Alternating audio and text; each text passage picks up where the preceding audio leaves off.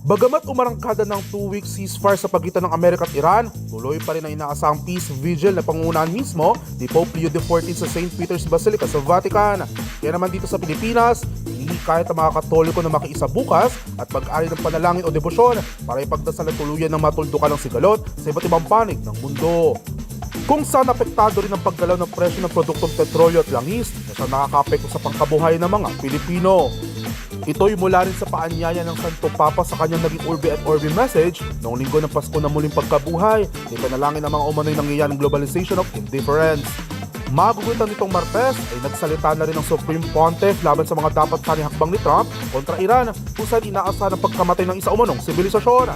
Anya, mas piliin umanong kapayapaan at tuldukan na ang mga nagaganap na digmaan. Samantala, iutos naman ni Catholic Bishops' Conference of the Philippines President at Iba Archbishop Gilbert Garcera sa mga lokal na simbahan na magsagawa ng mga prayer gathering.